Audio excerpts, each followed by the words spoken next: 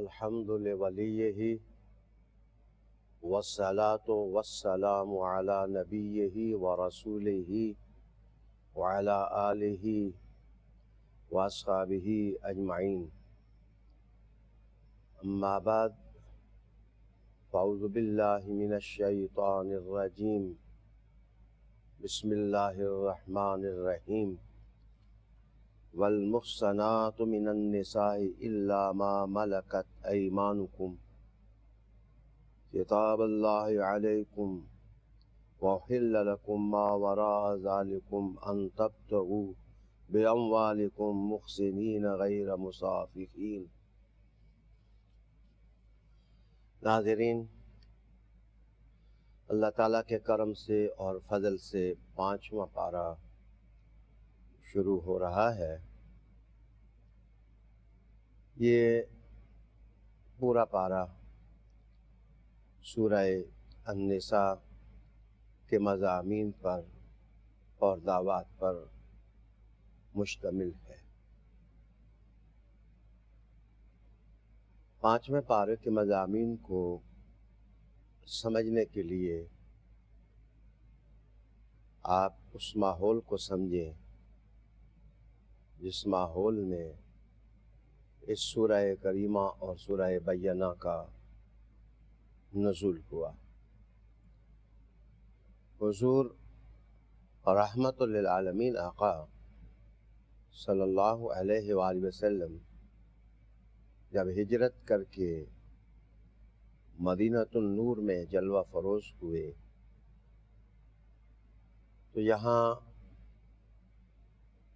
اسلامی معاشرہ اور اسلامی سوسائٹی تخلیق پانے لگی۔ مدینہ کا ماحول مکہ کے ماحول سے یکسر جدا تھا۔ یہاں کی ضرورتیں جدا تھیں اور یہاں مختلف قومیتوں سے متعلق لوگ زندگی گزار رہے تھے۔ یہاں اس معاشرے کو مربوط کرنا، اس کے لیے ایک دستور چاہیے تھا، ایک ہدایت نامہ۔ تو سورہ النساء ساری کی ساری صورت معاشرت سازی کی منور تندیل ہے۔ اس صورت کو اگر احتیاط سے پڑھ لیا جائے اور سن لیا جائے تو زندگی کے بہت سارے مشکل مرحلے آسانی سے طے پا جاتے ہیں۔ سورہ نساء نے معاشرت سازی کے لیے کیا اقدامات کیے اور اس صورت کے اندر جو آیات ہیں وہ کس نوعیت کی ہیں اور کس مرکز کے گردا گرد ان آیات کی تعلیمات گھومتی ہیں۔ سب سے پہلے تو یہ ذہن میں رکھا جائے کہ ایمان اور عدالت، اطاعت اور محبت اس صورت کا عنوان ہے۔ کسی دستور کو یقین کے بغیر اپنانا مشکل ہوتا ہے، اس لیے اس صورت کے اندر بار بار ایمان والوں کو مخاطب کیا گیا ہے اور ایسے لگتا ہے کہ انہی کی تربیت کے لیے انہیں مضبوط بنیادیں فراہم کی جا رہی ہیں تاکہ وہ اپنی اصلاح کر سکیں۔ عدالت قوموں کی جان ہوتی ہے۔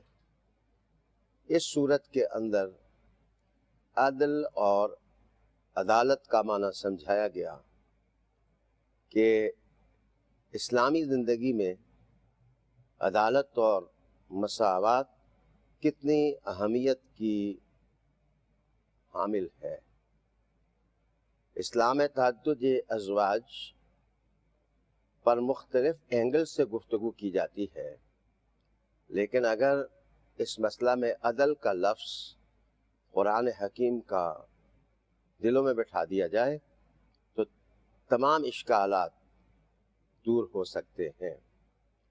اس کے بعد برے معاشرے کا نتیجہ کیا ہوتا ہے؟ اس پارے کی مختلف آیات جب آپ پڑھیں گے تو آپ کے لیے اس نتیجے پر پہنچنا دشوار نہ ہوگا کہ بری سوسائٹی کس طرح انسان کو پائمال کرتی ہے، بری سوسائٹی کس طرح انسان کو تباہ کرتی ہے۔ یہ صرف مفروضہ صورت قائم نہیں کرتی، عملی اقدامات قاری قرآن کو سکھائے جاتے ہیں۔ عصر رسالت میں تو انقلاب آیا ہی آیا، قیامت تک کہا جا رہا ہے کہ اگر اس صورت کی تعلیمات کو اپنا لیا جائے تو قافلہ انسانیت مشکلات کے کھڈوں سے باہر نکل سکتا ہے۔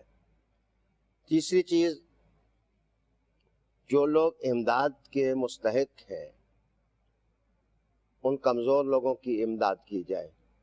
اس صورت کے اندر، اس پارے کے اندر خصوصاً آپ دیکھیں گے کہ لمحہ بلمحہ اس تعلیم کا احیاء کیا جاتا ہے، تکرار کیا جاتا ہے، تاکہ کوئی مسلمان انسانی فریضہ سے اپنے آپ کو سبق دوش نہ سمجھے۔ اسلامی زندگی کا قطعاً یہ معنی نہیں ہے کہ انسانی ضرورتوں سے ابا کر لیا جائے اور انکار کر لیا جائے۔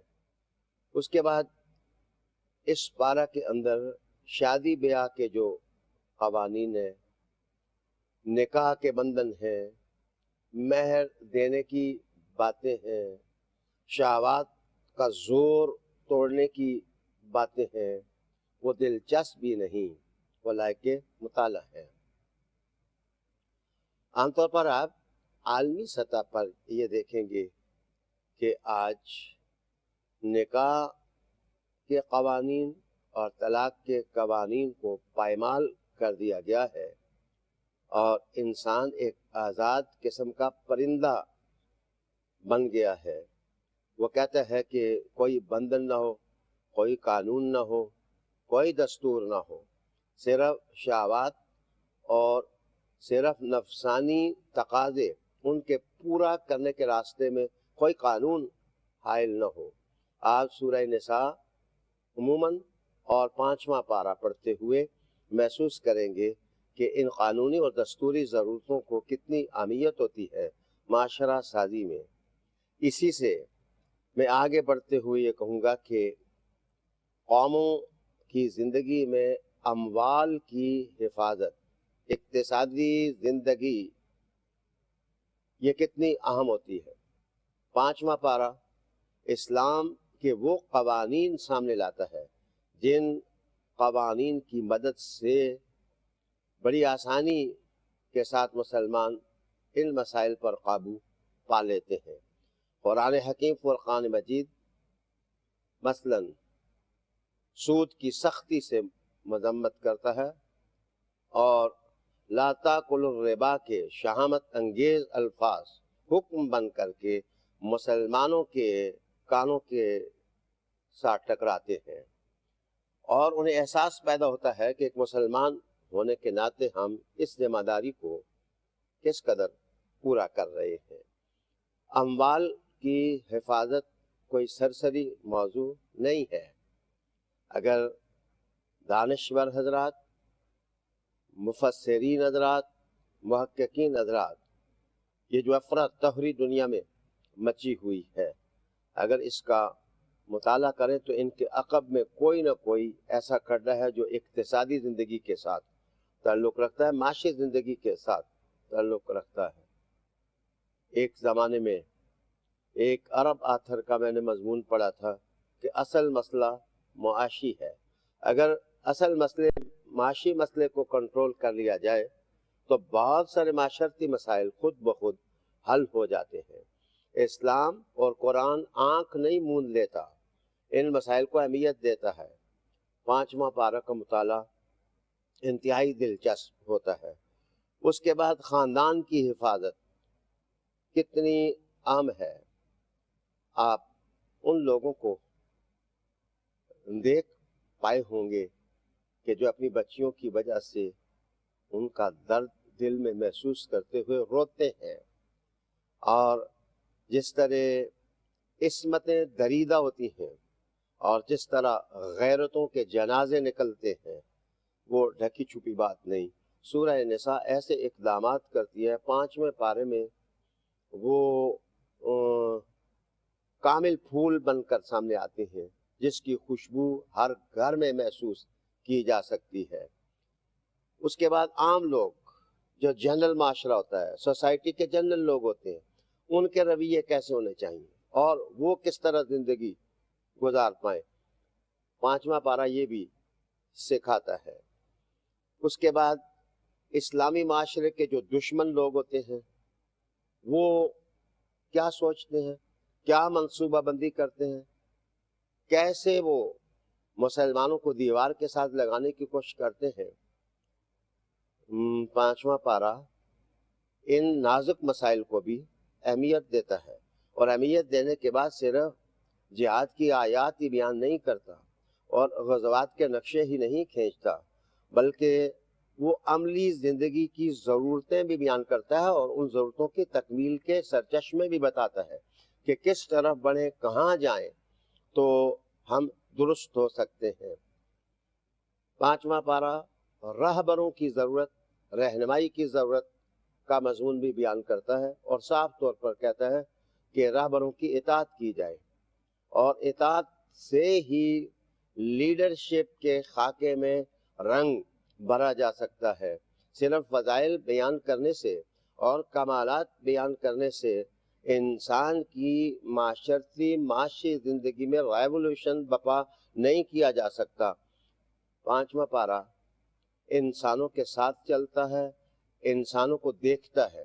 5واں پارہ ان کی حفاظت کرتا ہے، وہ پگڈنڈیوں پر بھی نظر کرتا ہے کہ کہیں قافلہ انسانیت گر نہ جائے، اور وہ دائیں سے بائیں سے آگے سے پیچھے سے گویا قافلہ انسانیت کو اپنی رحمت کی آغوش میں لے لیتا ہے اور اس کو مشاکل سے، ظلمات سے اور اندھیروں سے بچاتا ہے۔